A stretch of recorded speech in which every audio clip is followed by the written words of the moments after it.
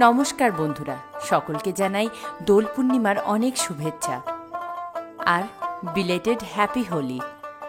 Last 2 সপ্তাহ মাধ্যমিক সংক্রান্ত জীবিকার চাপে ভিডিও দিয়ে উঠতে পারিনি। তা বলে নিশ্চয়ই আপনারা আপনাদের এই বন্ধুকে ভুলে যাননি। তাই আজ চলে এলাম আমার এবছরের দোলের গল্প নিয়ে।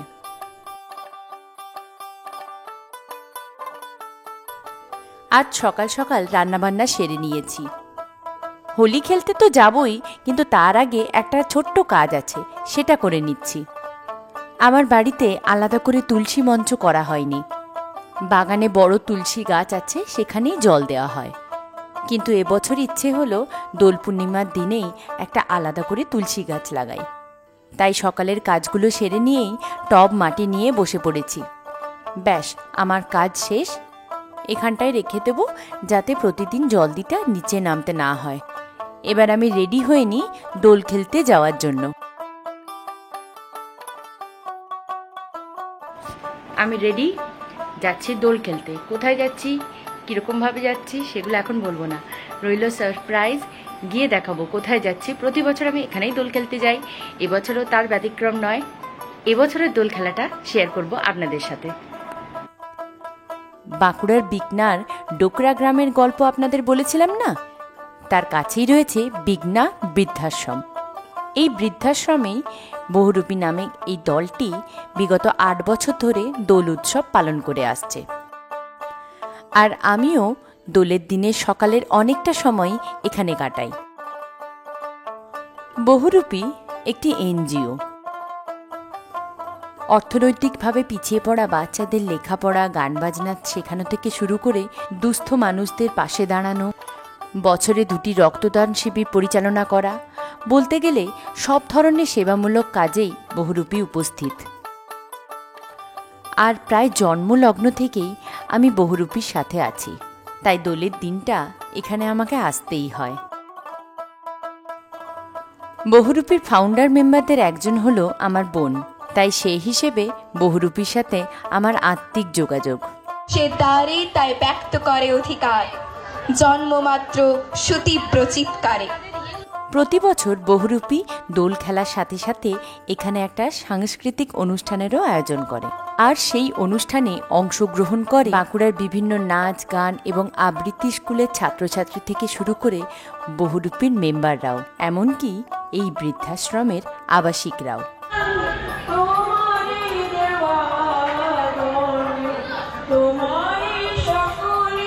এই আশ্রমের আবাসিক অপর্ণা জেঠিমা। জেঠিমা গান গাইছেন আর জেঠু ভিডিও করছেন। কি দারুণ না?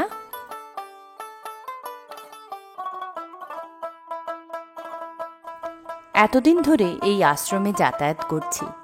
এখানকার প্রতিটি আবাসিকের সাথেই আমার খুব ভালো আলাপ। প্রতিবারই যখন আসি মনে হয় নিজেদের মানুষগুলোর কাছে এসেছি, আর ওনারাও ভীষণ খুশি হন।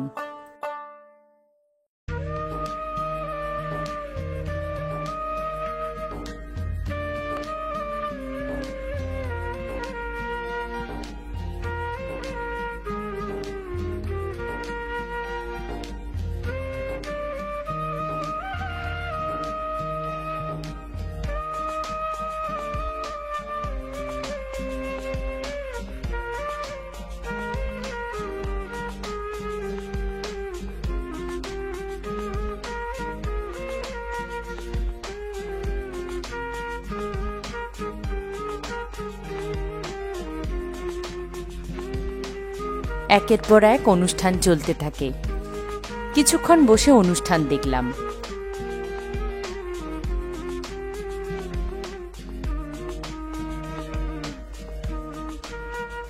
তারপর এতদিনের পরিচিত মানুষগুলোর সাথে গল্প করে, রং খেলে কি করে যে এতটা সময় পেরিয়ে গেল বুঝতেই পারলাম না। প্রতি রবিবার বহুরূপীর পাঠশালা বসে। সেখানেই বাচ্চাদের নাচ, গান, আবৃত্তি প্রভৃতি শেখানো হয়। আমিও কয়েকবার গেছি সেই পাঠশালায়। এই বাচ্চাগুলো সেখানেই নাচ শেখে। এই মেয়েটাকে আমি যখন প্রথম দেখি ও তখন ক্লাস 3-তে পড়ে, এখন ওর ক্লাস 9। আপনারা সবাই জানেন বিখ্যাত ইউটিউবার পাতি বাংলা ব্লগ। হ্যাপি হোলি সবাইকে। হ্যাপি হোলি সবাইকে। সে কিন্তু আমার ছোট ভাই, যতই বড় ইউটিউবার হোক আমার ছোট ভাই। বাঁকুড়ার একটা বিখ্যাত চ্যানেল পাতি বাংলা ব্লগ, সেই চ্যানেলটি সুমনের। দেখা হয়ে গেল সুমন আর ওর ওয়াইফ অনিন্দিতার সাথে।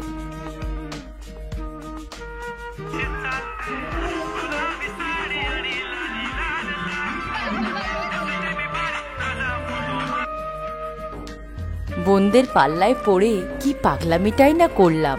ওদের বায়না হয়েছিল রিল বানাবো, এটা সেই রিলেরই রিহার্সাল চলছিল।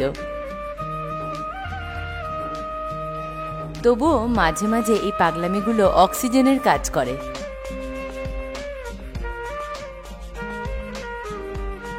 অনুষ্ঠান শেষে মিষ্টি মুখেরও ব্যবস্থা ছিল।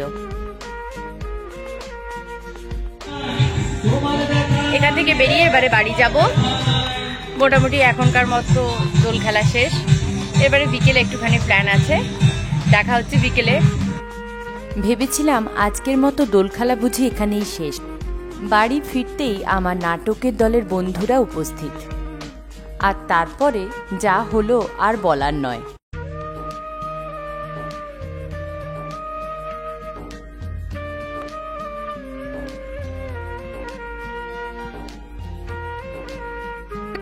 আমাদের এতক্ষণে হচ্ছে হোলি খেলা হলো নাকি বল, দোল খেলা হলো। এতক্ষণ হচ্ছে আমরা যেটা করে এসেছিলাম সেটা হচ্ছে বসন্ত উৎসব নাকি।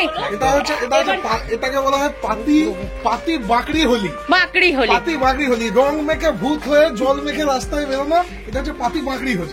নো শান্তিনিকেতন হেয়ার, এটা হচ্ছে আসলে আমাদের অনলি বাঁকুড়া। আজকের হোলি খেলা ভালোই কাটলো, তবে ঘরের লোকটাকে তখনও অবধি আবির দিইনি। সে বেরিয়েছিল তার বন্ধুদের সাথে।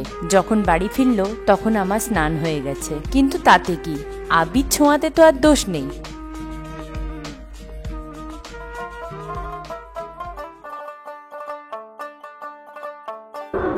এখন বিকেল 5টা বাজে। এই রকম অবস্থা, চারদিকে মেঘে একদম ছেয়ে গেছে। আমরা ভেবেছিলাম আজ একটু বিকেলে বাইরের দিকে যাব। বাইরে মানে আমাদের বাঁকুড়া থেকে সামান্য বেরোলেই, বাঁকুড়া শহর থেকে সামান্য বেরোলেই প্রচুর পলাশ বন আছে। সেইখানে ভেবেছিলাম দোলের দিন বিকেলটা একটু কাটিয়ে আসবো, কিন্তু মোটামুটি 4টে সাড়ে 4টে থেকে এত মেঘ ধরেছে, বেরোনোটা অসম্ভব। সেজন্য কি আর করা যাবে, ঘরেই আমাদের দোলের বিকেলটা কাটছে। এর ফাঁকে দেখিয়ে নিই আমার ফুলগুলো। দোলের গল্প তাহলে এখানেই শেষ করলাম। সকলে ভালো থাকবেন, সুস্থ থাকবেন। ঘুগনি ছাড়া দোলের খাওয়া দাওয়া আবার কমপ্লিট হয় নাকি? খুব তাড়াতাড়ি আসছি আরেকটা নতুন ভিডিও নিয়ে।